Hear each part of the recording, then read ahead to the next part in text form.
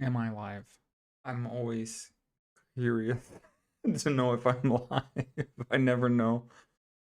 Oh my god. Okay, I think I am. I think I am.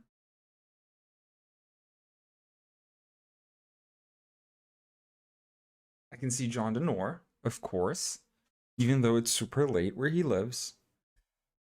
Yes, thank you. Thank you, John. Uh, okay. Greetings, programs. You do be live. Nice to see ya, Mr. Matt Dollar, Bean Boy. Hello, hello, hello. Can I pop out the chat? I think I can.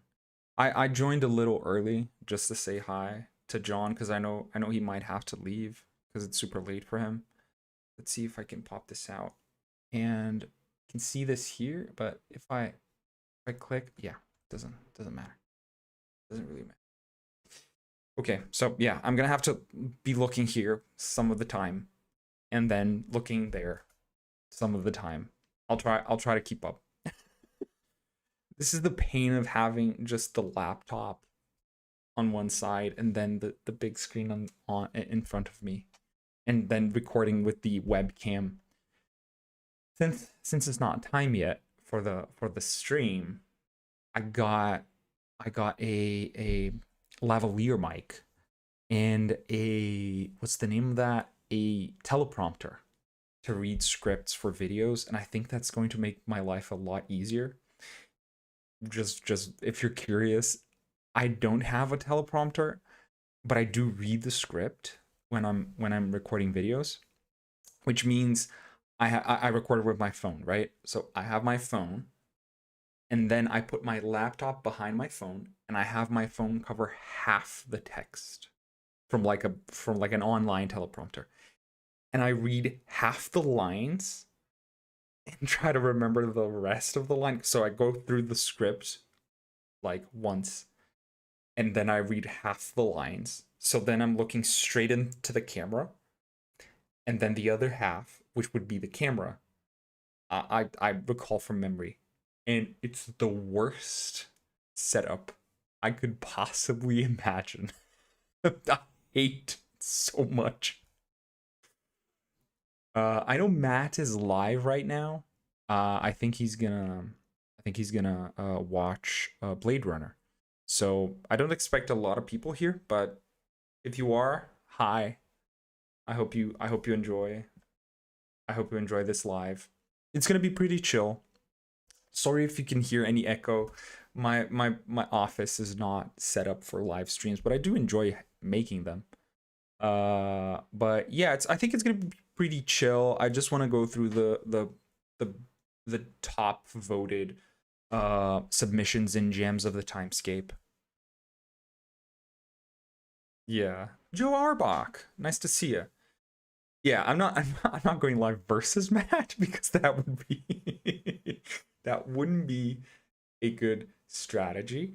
But yeah, I'm simultaneous with Matt right now. Oh, you're prepping Draw Steel. That's good. Awesome.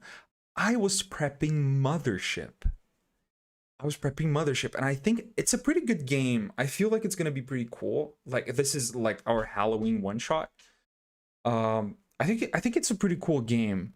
I like the adventures. They seem very well made. I bought one called Warped Beyond Recognition, and it comes with its own like original soundtrack and an app, a Mac and Windows app that you can like show your players the text files as if you were in an old school like alien movie terminal, and you can also like mix the soundtrack with like ambient sounds. It's super good, and it was like $8, which seems insane. How are these people making any money with this? Yeah, Mothership is very fun. Looks pretty cool. Never gotten to play. Yeah, it's my first time playing, but it looks pretty cool. I have a few questions like most of these like rules light games. I usually feel like they because I like structure, right? I'm not I've DM for 20 years, right? So for horror games, I need instructions. I need more to help me. And the game is very like, yeah, go ahead. You'll do fine. And like I think I am gonna do fine, but you could like tell me where the adventure starts. That would be helpful. Like, where do the characters start in the adventure? Like, is it on the docking pad? I think it is. But no one told me. Yeah, no, I fully agree, Mr. Matt Dollar. More adventures should have multimedia components. I was thinking about this, like, I have this stupid idea for like my own system, and I read an article online. I don't remember who wrote it, but you can look it up. It's easy to find. Like, why am I reading TTRPGs as PDFs? That's basically the title. Like, why are TTRPGs PDFs on the computer? We could be making like websites with hyperlinking, and like if you hover on the concept, it could show you the definition, like what's a turn, what's everything, like what's this action, what's this attack. And for example, D&D Beyond does this, but I haven't seen this done very well in D&D Beyond and other places. Like we could be using like a lot of features, and I'd love to have like this game where it's basically like an Obsidian database, and you're like there's a main file, and you can just go through like subsystems and different files and have them open and hover the links and see the stuff. It would be so dope. Oh, does Fate do this? I read Fate, Fate, the shorter one, but it didn't really click with me. Auto. I've been thinking about pausing my Mass Effect TTRPG. I'm pivoting to Draw Steel. Yeah, Auto. There's going to be a next game jam. So let's talk about the jam. I think we're ready to start. People are heading in. Yeah. So let's start. So let's talk about the jam and like our plans for future jams, and then go through the like best submissions that we got. So this is we you it was okay. Jams of the Timescape is going to be a series of jams. We just had the first one last month. Um, for Draw Steel, organized by John Denor from Goblin Points and yours truly. We invited people to create treasure sets, right? So this is the first volume of the gems of the Timescape.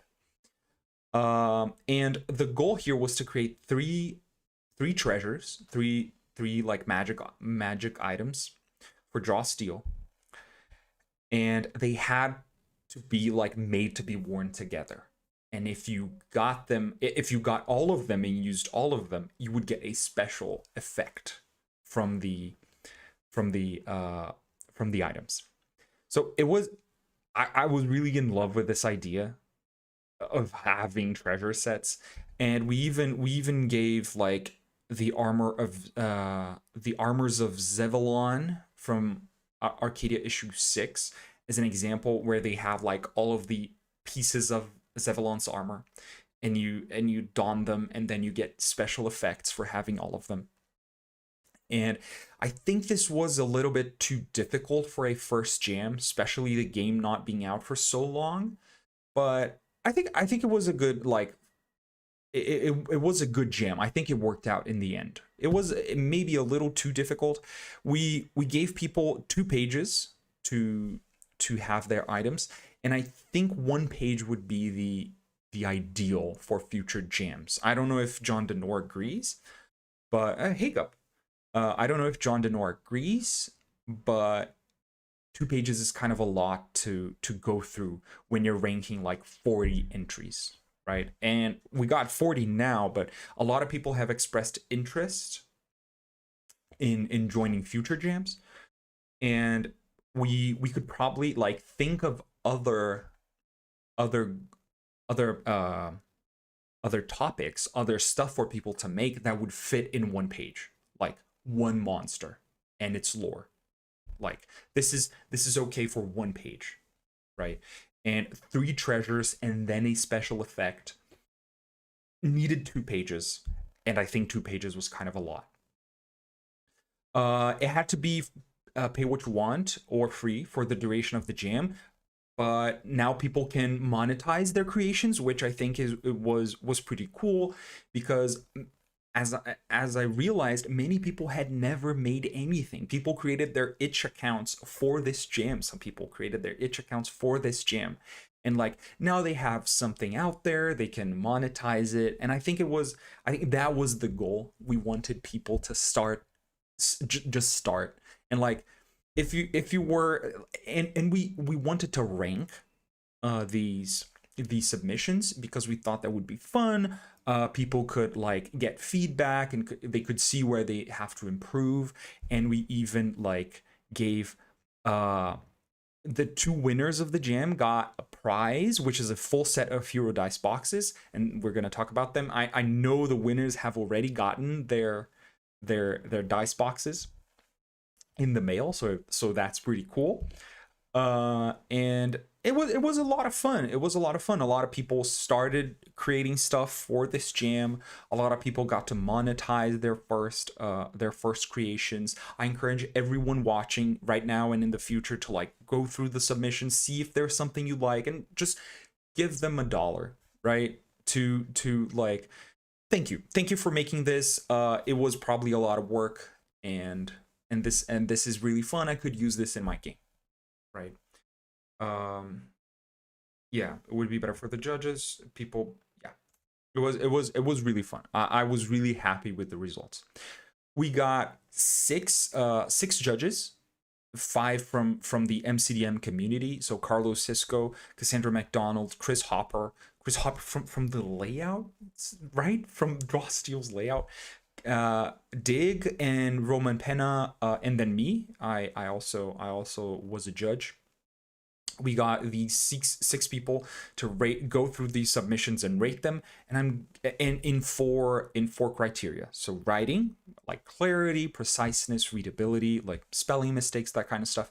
Presentation, which is art, layout, organization. Creativity, so if it's funny, novel, original, right? And balance, which is power level, verisimilitude, and pertinence to the game.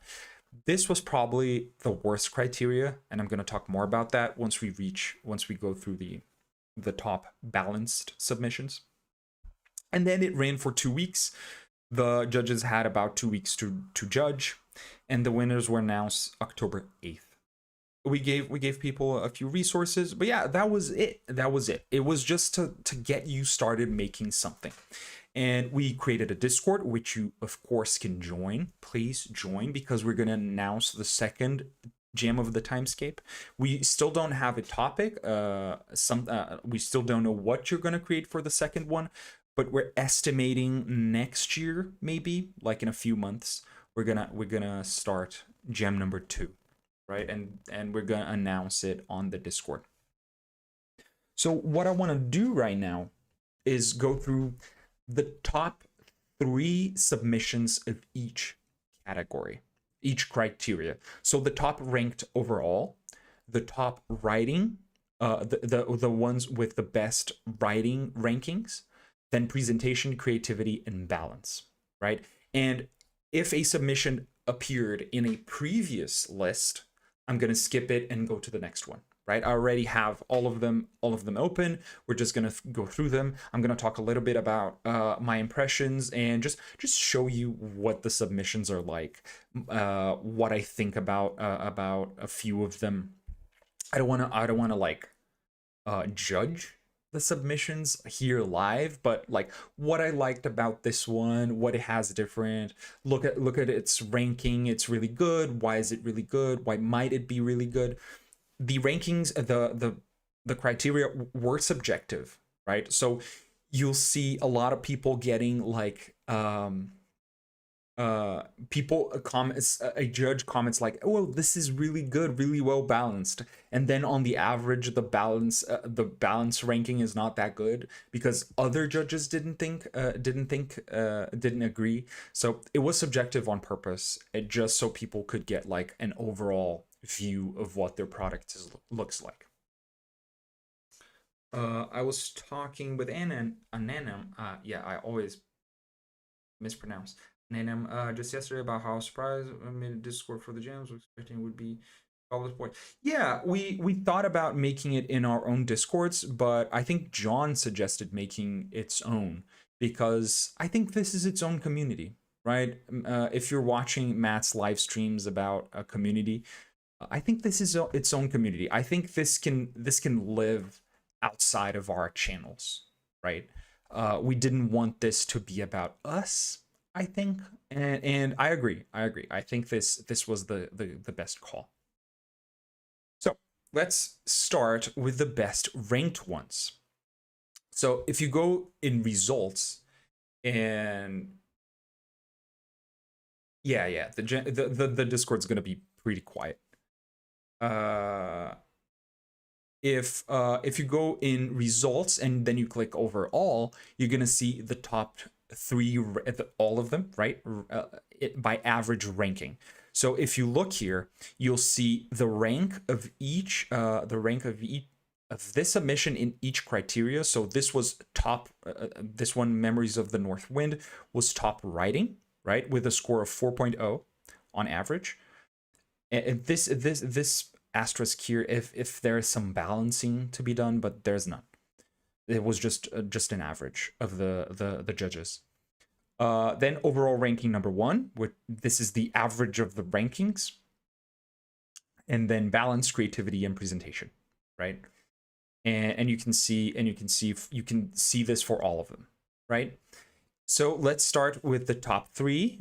The first place winner, Memories of the North Wind, Solgado's MasterChef Tools, which was the silver medal, and Gifts of the Coven, which is the third place.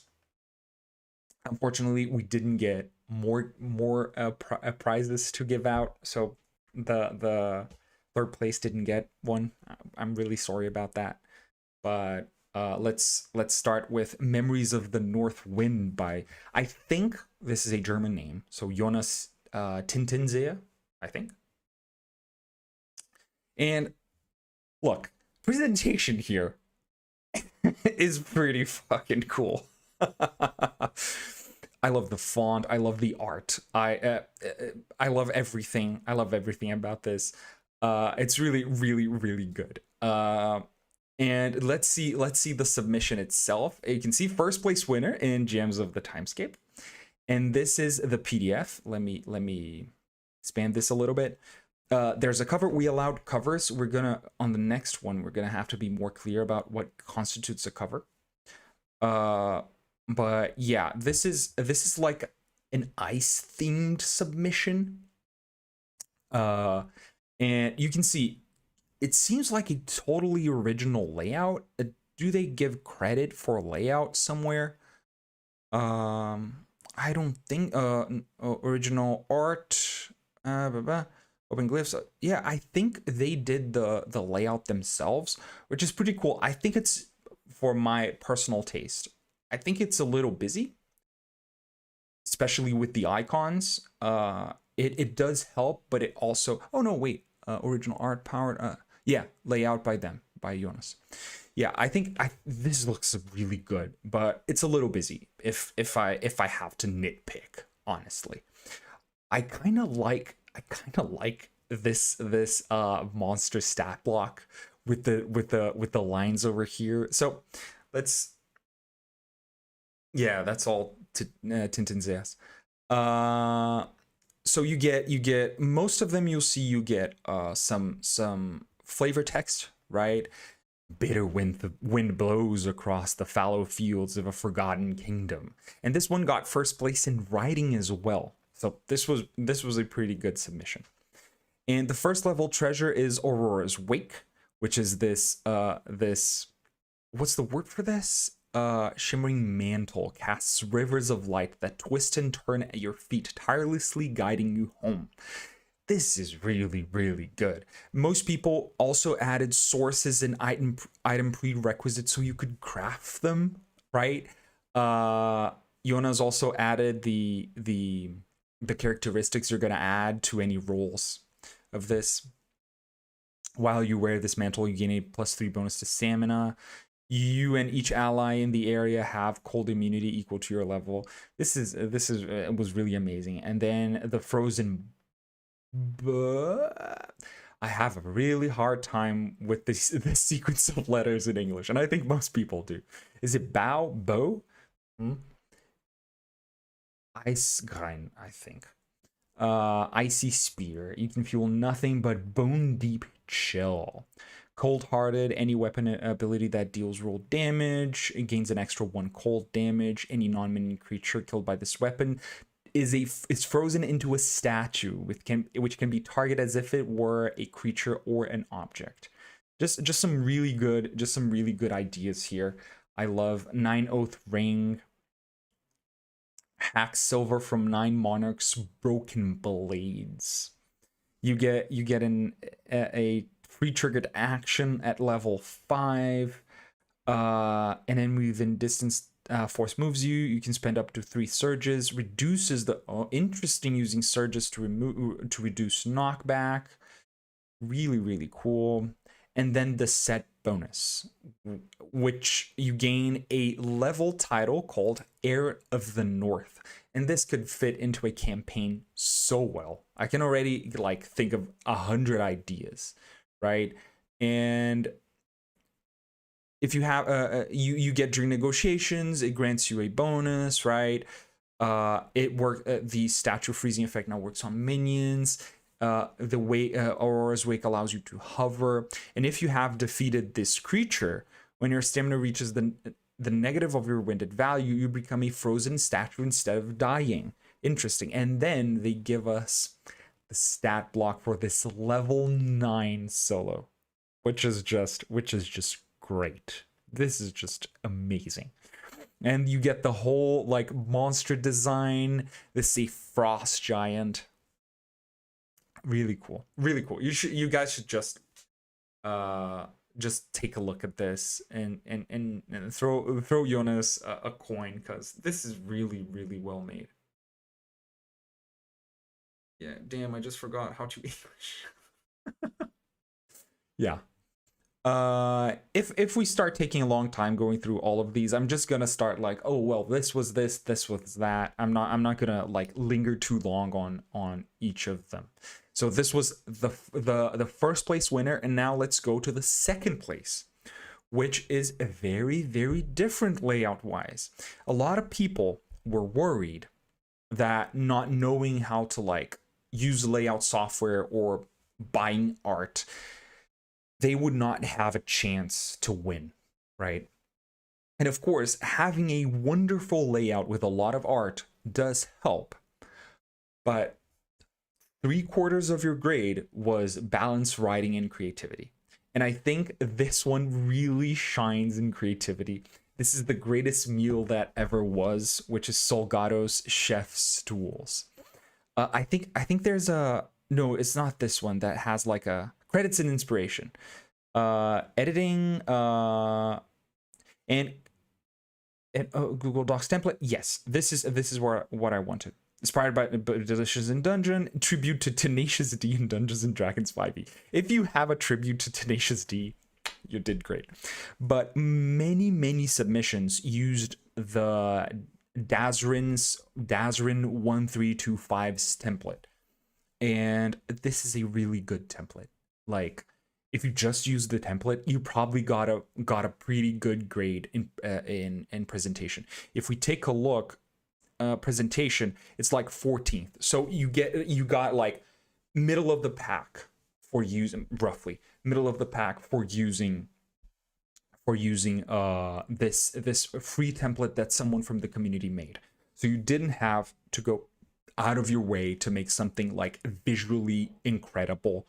to have a really good product. And I think this is a great lesson for future jams. Like, don't worry if you're not the best layout designer, artist, or anything, because most of it is the writing, is the product, because the judges are going to read your product. They're not just going to look at it and give a grade based on like the judge a book by its cover, right?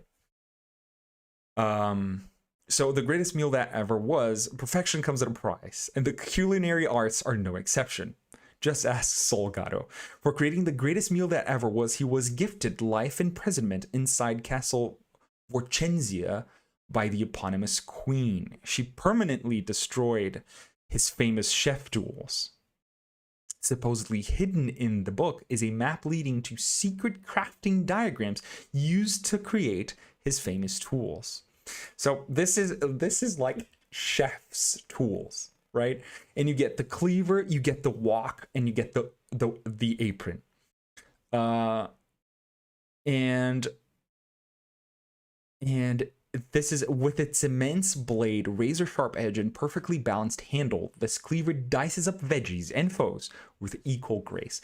My fiance actually has always wanted to play a chef, and she realized that Draw Steel is the game for this, because you have like a title like chef or something, that title, no, background, or you do have something. And since your weapons can be whatever you want, if you just get a light weapon, this could be like a cleaver, like a knife. And I think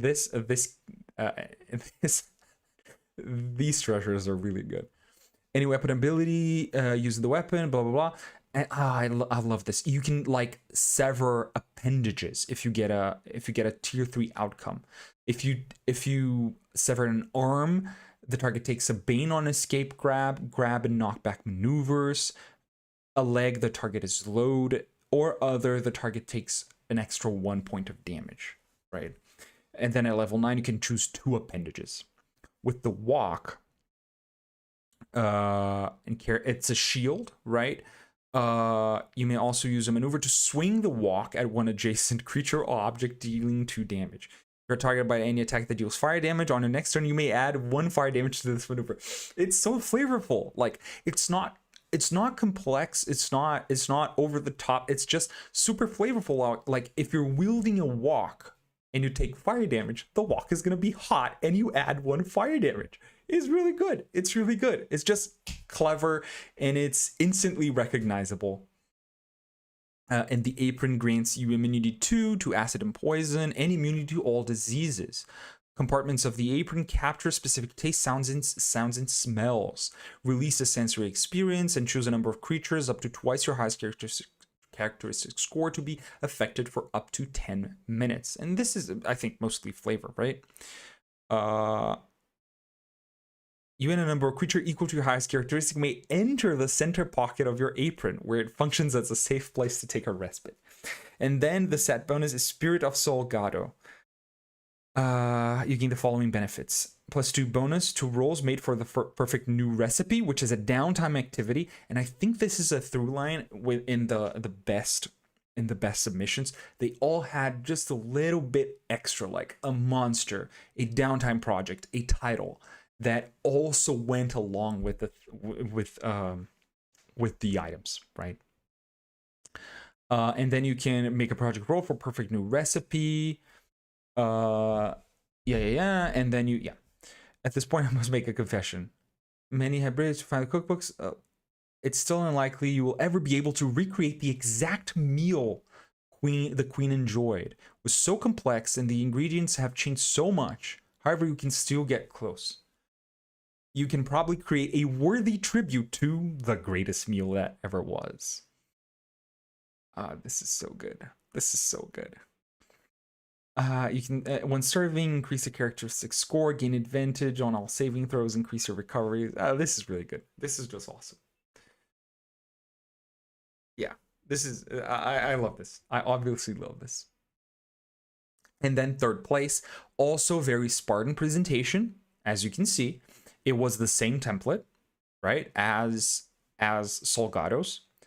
And this is Gifts of the Coven by, let's see, Where is there? King Gurk. It's King Gurk. And the last one, did I read who made the last one? Dill Bizzle, I think. So this one is the knitting needles of a hag. Okay, they allow her to weave magic into whatever she produces. Let me make this bigger. Obvious method is to slay the hag. You can probably persuade. Okay, needle agaric. Oh.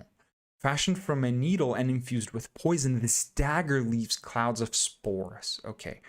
Deals roll damage, but after making a ranged strike, it reappears in your hand. Okay. Anytime you shift, you leave behind a cloud of spores, which remains until the end of the encounter. Oh, this is really interesting. Any enemy that enters the cloud takes extra damage. Okay. Okay. And then Unseeming Hairpin. Okay, this is a hairpin from the knitting needle. And your trustworthy appearance gives you an edge on all tests to socially influence another creature, including negotiations. Whenever a creature damages you with an ability, they feel pains of guilt, causing them to take a bane on their next power roll against you. Really good, really good. While you're the captain... Oh, and then you can... I remember this. You can use a maneuver to target the captain of an enemy minion squad within line of effect. If your presence is higher than the target, you become that squad's captain. This is really interesting. This is just really interesting. And then the veil. While wearing the cloak, stamina movement gains the swim keyword. Whenever you deal roll damage, you can free triggered action to teleport. Okay. Okay. Interesting. And then set bonus. When you wear all three gifts, the cloud has the size of one burst. When you teleport, oh, you gain bonuses to each item individually. While an enemy captain is restrained, you count as the captain of their squad. Oh my god, this is so interesting. And then fighting the hags. They give instructions on how to adjust a night hag. The hag signature ability is called Manicured Menace. Interesting. Replace villain actions 1 and 3 with the following ability. So this is really interesting because you're changing monster of the book, right, to give you access to the materials. Oh, this is Woad Hag. Sorry, Woad Hag. This is really interesting. Again, same template. Draw Steel Symbols by Mr. Matt Dollar, which is in chat, if I recall correctly. So this is a number 3, and these were the top ranked games, right? And if you look, I think this is the only like perfect 5 we got in the whole jam is Salgado's creativity. It was, as you can remember, a really creative treasure set. But yeah, besides that, like number 1 got mostly 4s, so it didn't break the 4 barrier. Oh no, it did. Creativity also very high, but it didn't get a perfect 5, right? It was really hard to get like all judges to align on something. And yeah, creativity went a long way towards making someone go to the top of the jam. But as you can see, like both of these presentations, right, they were using templates and it was perfectly fine. Writing important for this jam. So these were the top ranked, and now let's go through the top writing. And now I'm gonna start going a little bit faster. It's already 9:30 here. So just look through a little bit of the submissions. And I'm, of course, as you can see, the top writing, the number 1 in writing was Memories of the Northwind. So I'm gonna skip it and then start from Treasures of the Woad, then the Bands of Brispotet, and then Death's Embrace, right? Treasures of the Woad. These were Astus's submission, and Astus in the Discord raised a big, interesting question and discussion around what balance means. I'm not gonna rehash the whole discussion. I'm gonna talk again a little bit about this when we get to balance. But it's a really interesting game design discussion, and the judges weighed in on it. And I think you can learn a lot about game design just from reading that discussion. So if you are not in the Discord, just join the Discord, because it was really some really interesting. And this is woad. These are treasures of the woad, so they're themed around the woad. So woad plate and heartwood sword and overgrown banner, and you become a green knight when you got all of them. Attract artisan followers who speak Illyric. Illyric. Yeah. And oh, they have special. Upon donning this armor, you notice it is growing. I remember this. Once rooted, you cannot remove it without divine intervention or a ritual. You are now restricted to kits that include heavy or medium armor. Yeah, this is the stuff. And besides like getting to level 5, you get to access its bonuses, you need to earnestly swear the oath of the green. So this is really cool. And level 9, nourish a road with your own blood. I love this idea of like gating items, like what's echelon jumps behind like useful stuff, interesting stuff for the character to do. I don't know how much of a fan I am to like prevent people, like, because this is basically a cursed item, right? You can't remove it without divine intervention, and this starting at level 1 feels a little too strong, too much of a downside.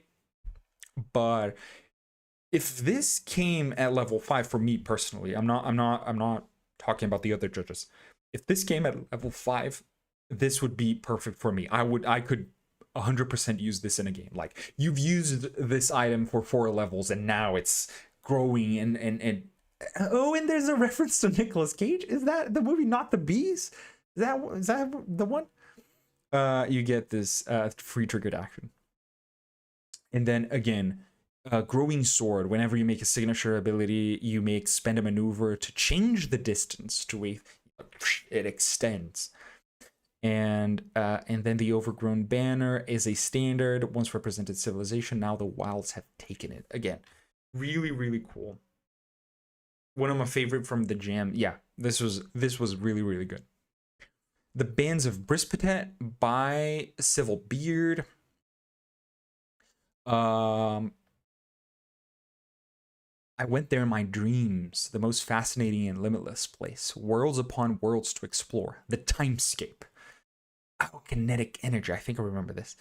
These are all like kinetic psionic stuff, right? Light force bands. When you use the knockback maneuver, it has a distance of melee 3. You can use agility instead of might, and you can target objects. Then drift flit bands are like anklets.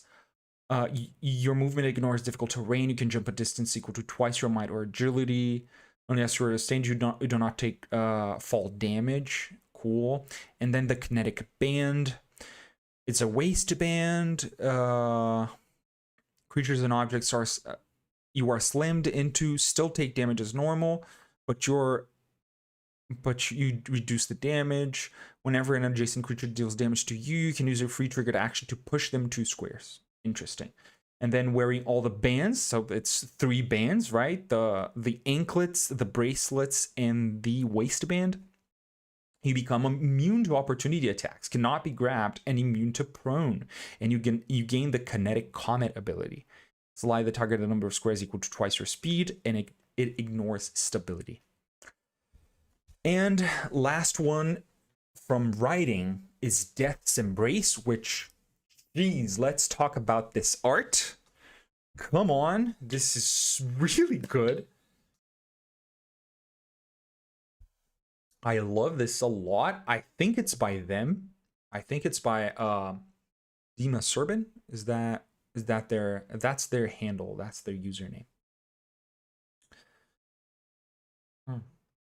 Dima Jadar. Designed and illustrated. Yeah, yeah.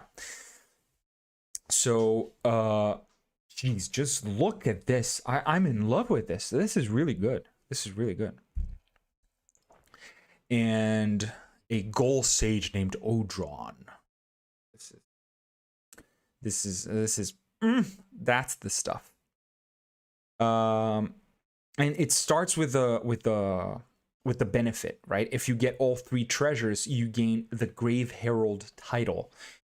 You can't willingly remove or stop carrying, right? So this makes a lot of sense. Once you gain all of them, you can't stop wielding them.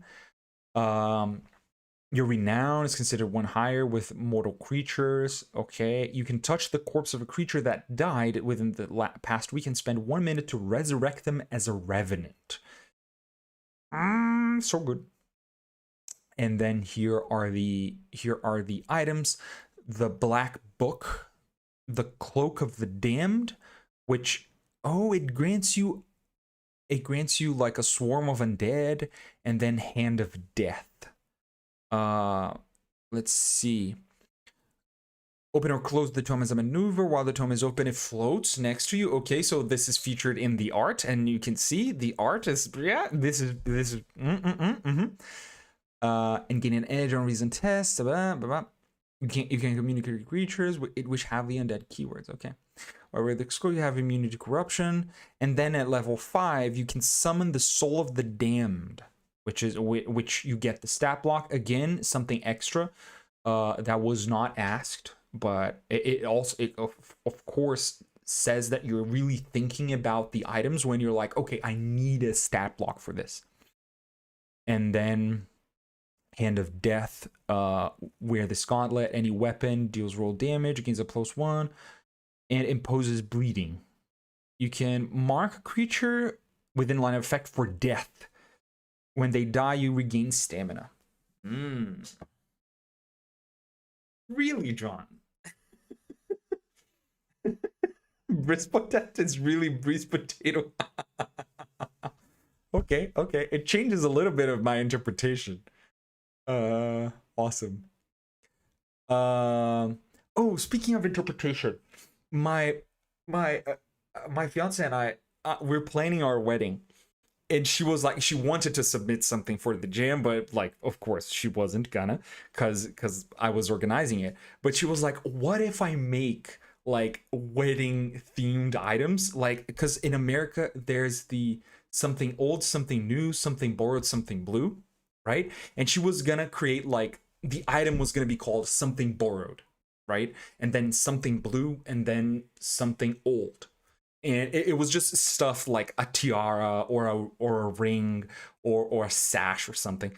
And then the final benefit would be something new, which was the union between the person and another creature, and you would get bonuses when you're together, which is something new, right? Something new is the union between the 2 creatures, because you can't create 4 items. So she wanted to create 3 items, and then something new would be the benefit. I really like the idea, and it's a shame she couldn't create it. I told her to like start working on it if she wanted to. I think that would be a great product. So now presentation. Let's talk about presentation. And we're going to start with Prismatic Rings by Mr. Matt Dollar, which is in chat. And then Requisites of the Underworld, Skipping Death's Embrace, and Regalia of the Deathless. Prismatic Rings. And we're talking about Mr. Matt Dollar here, the king of layout, a presentation. And honestly, I wanted to write this on your submission, but I thought like registering this forever in text would be bad. But I like your layout for stuff better than the core books. I like the font, I like the spacing, I like changing colors between the flavor text and then the keywords, and then going back to a darker tone. I really like this. I think it's really, again, it's really serious. It's really like minimalistic, like the original design of the books, but I think it just has a little bit of a spice to it. And these are the prismatic rings, and you have 3 rings, right? Oh, Joe Arbark. I would buy the hell out of that for a future plot when Queen Zin marries a PC. I'm gonna tell her. You get the green ring, the red ring, and the blue ring, right? Uh, let's go through these quickly. The ring enhances your armor or projects armor onto you made of solid green. Ah, interesting. Interesting. Okay, and then the red ring. You, if you're not wielding a weapon, you can choose a weapon. Is this inspired by the Green Lantern? Do you say you're inspired by the Green Lantern? I don't know, but I haven't like read too many comic books. But you can choose the weapon and it gives you bonuses. Interesting, really interesting. And then the blue ring, damage immunity. Okay, it's a shield or projects a shield. You gain bonus to stamina. You can extend your projection to an ally, granting them damage immunity. Okay, okay. And additional abilities and combined benefits. Anyone who wears at least one ring gains these abilities. Oh, so you're getting more stuff. You gain prismanifestation and focused refraction. I love the names of these. Light projected from a single ring that its own color, while wearing two or more rings can be any color in the visible spectrum. Each prismatic ring enhances one of Prismanifestation's effects, and then at least two rings gains composed eminence, and then anyone who wears all rings at level 9 gains enlighten. And these are the abilities. Prismanifestation, you can fly for a number of rounds. You emanate color light. Focused refraction is a main action. You change the potency, and the potency effect is determined by the color used. Oh, this is really good. This is really interesting. Okay. And again, composed emanation costs 5 heroic resource. And again, you choose the color, and allies with, and then enlighten saving throw. Additionally, you emanate bright white light. And color ring, any color.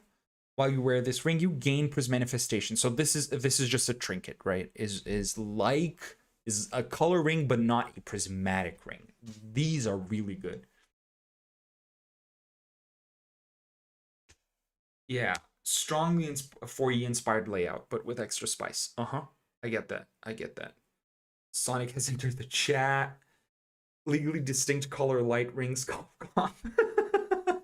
Yeah, so I think these are Green Lantern inspired. Did it make room for lore? But they're tools of the Prisma Core. Oh, I like it. I like it. Requisites of the Underworld by Mime5752. I like this a lot because it's really thematic. Really thematic. It is, as you can see, you open it, you know what kind of underworld you're talking about, right? If you just open the page and you're like, requisites of the underworld, what is this? But when you open it, oh, we're talking about gangsters. Okay. There's some fiction here. I'm sorry I can't read the fiction, but I do recommend I Pay My Dues to the Dawn. I'm not going to do an Italian accent. I think I'm technically allowed, but I'm not gonna. Black Tie Vengeance. It's a suit tailored to fit you perfectly, made from fabric woven by a hag. Oh yeah. When you take damage, you can use triggered action to inflict psychic damage. Okay. Mocking them with your pristine appearance. Okay. Name Stealer. It's a simple golden ring. I never forget names. I take them. I'm getting goosebumps. A stolen marriage band you've worn for an entire moon cycle, and the ash of abiding contract. History will forget you. Does your mother remember your name? You whisper to the target, unsettling them. They take a bane on attacks with a signature ability of your choice. As long as the target has an impression score higher than 1, you can reduce its impression score by 1. Okay, this is good. This affects negotiations. This is really interesting. It's like, it sounds like a combat ability, but it also, okay, this is really, really good. And then Empire of Silence. It's a fedora. You gain stability as the shadow of your opponents hesitate to touch you, obscuring most of your face. Signature abilities that obtain a tier 3 outcome also make the target dazed. Okay. And then you gain mastery of the underworld. You gain the criminal underworld skill. You can choose another one if you already have. You gain an edge on tests made to lie about or conceal your identity. Your renown is too high when interacting with criminals. Okay.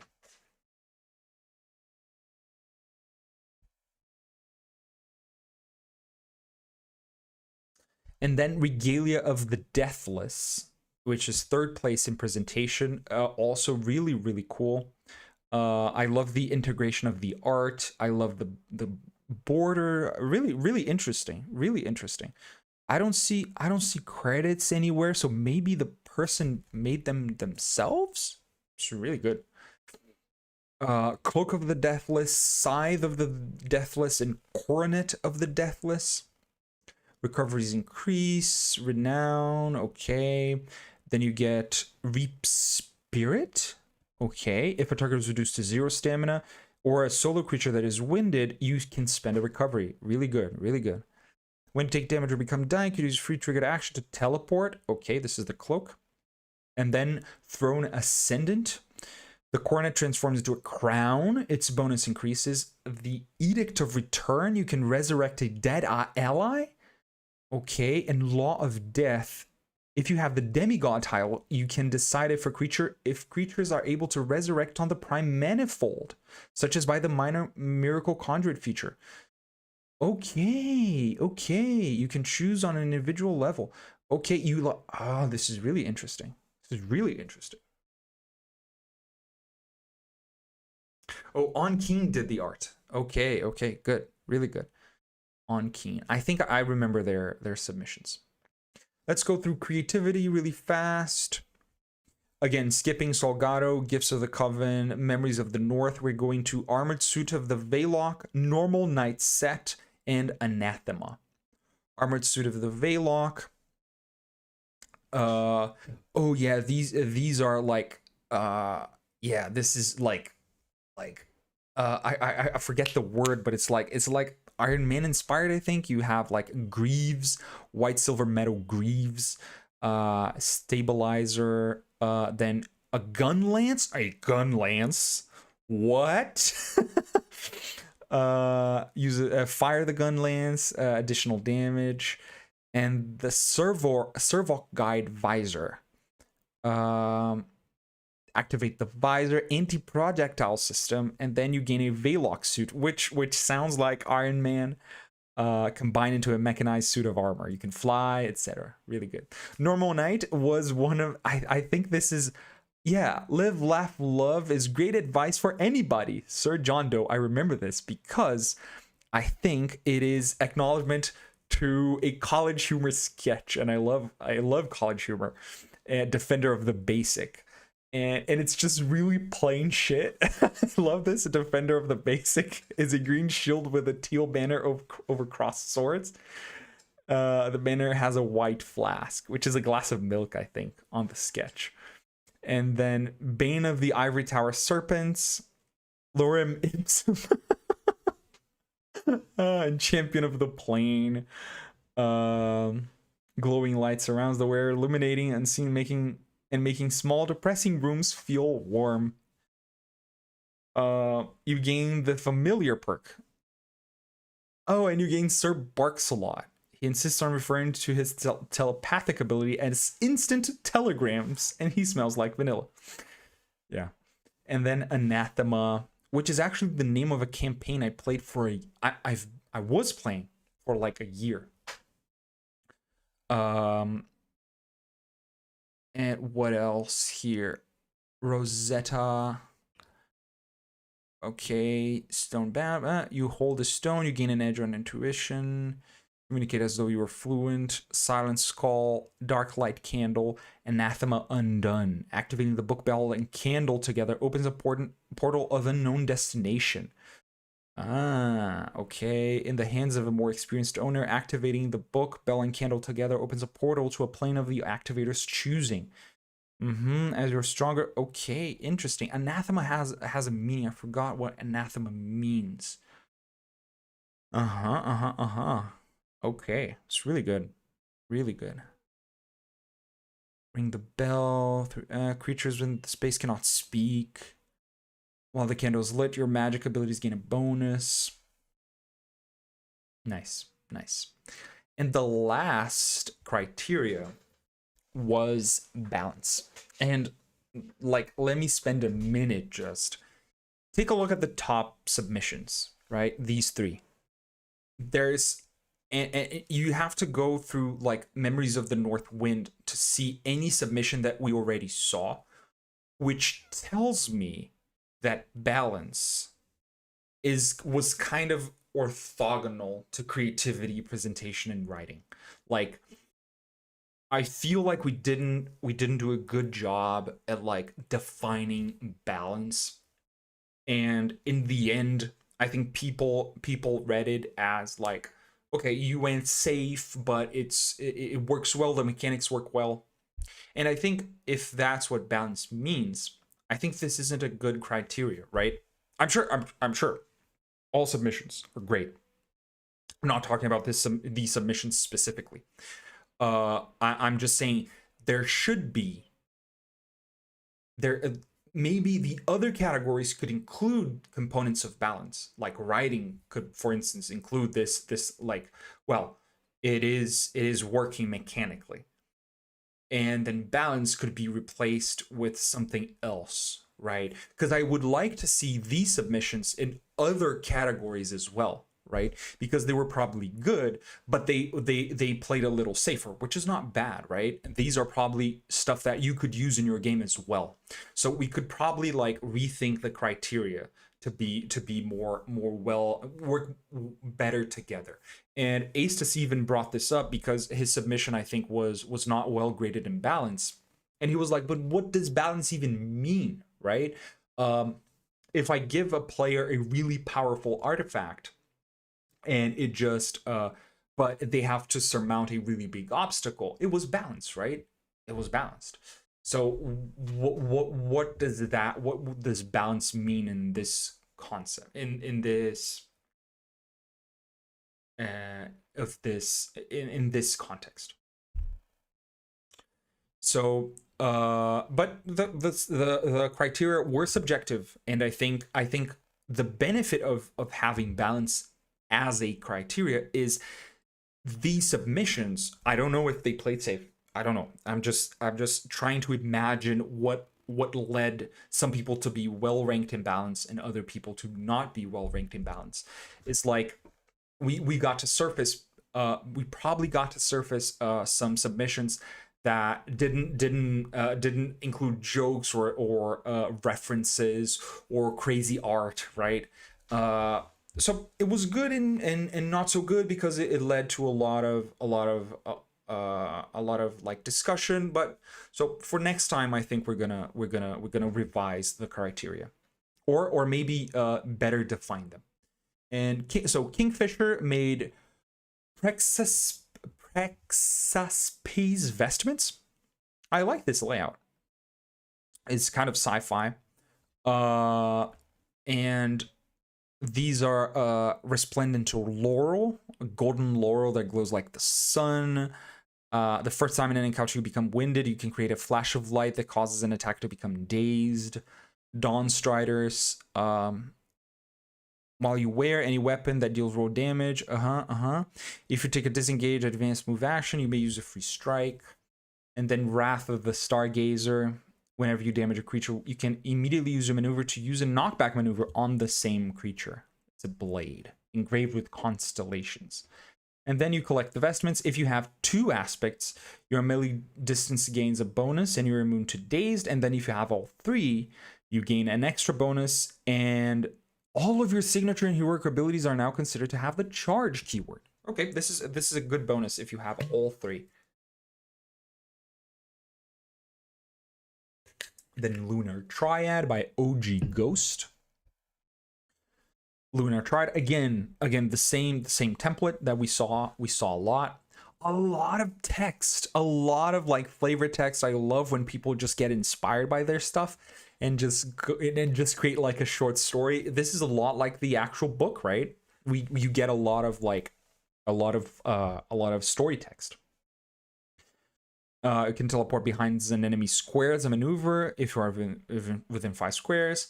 If there's an ally adjacent, you can make a free strike against the enemy. Cool. When a creature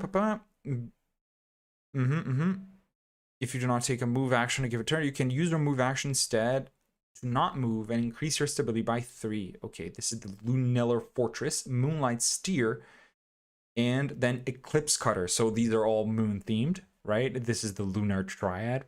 Okay. I didn't notice. I didn't notice that at first. You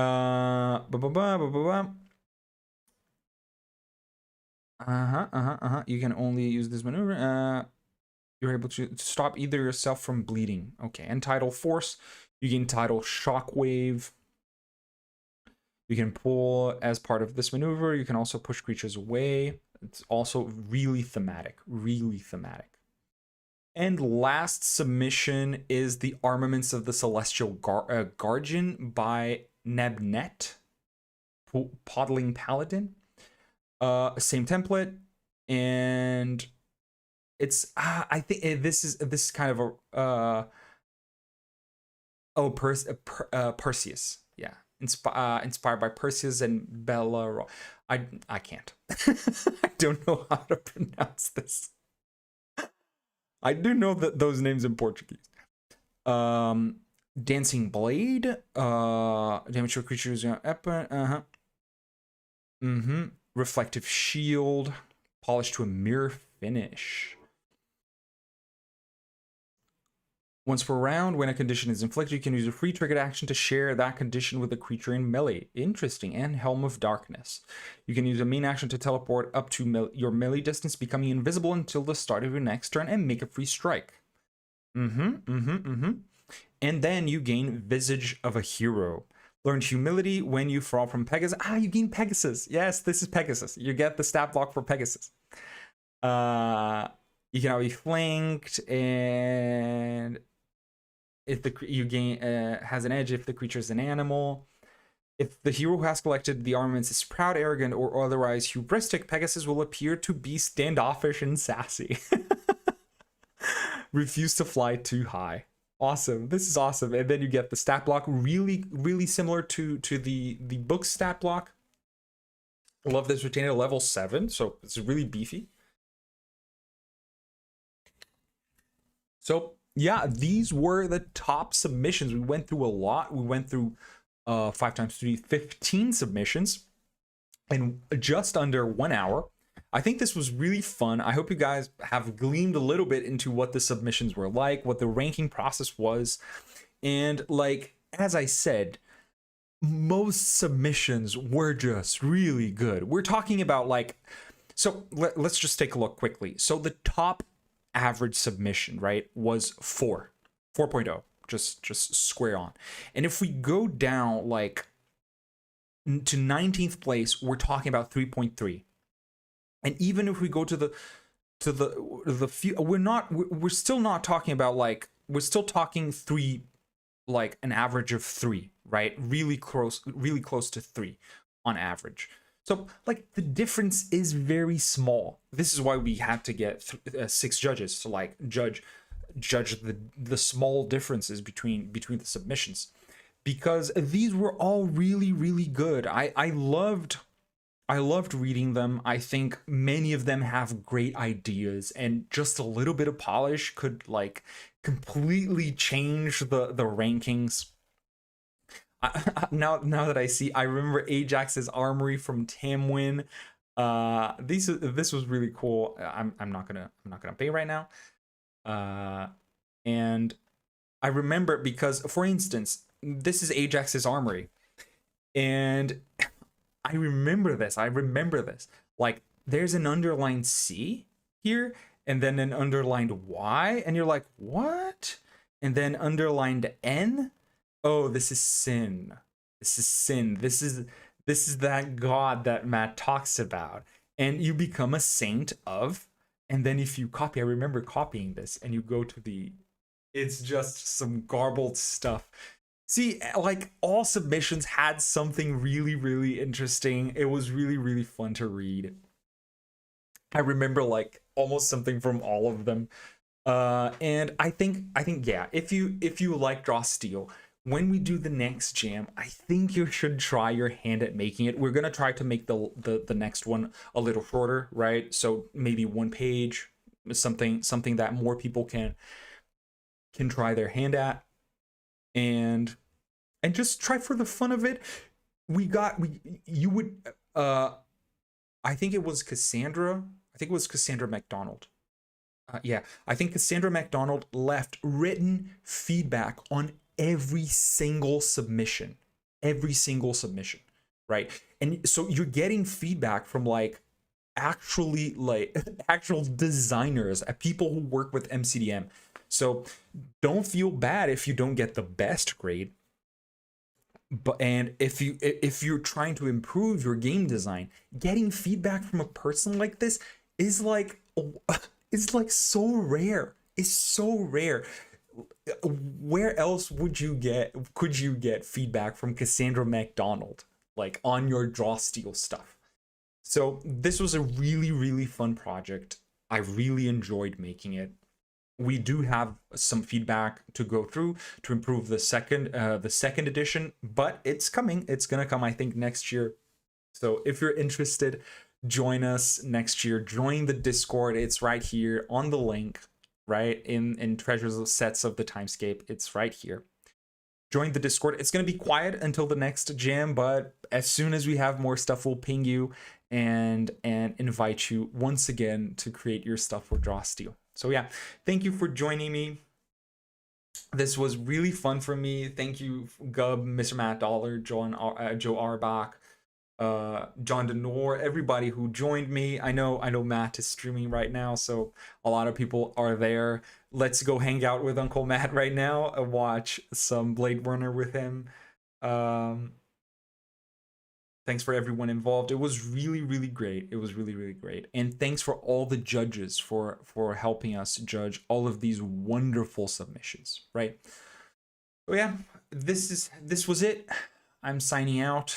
Have fun, have a great weekend.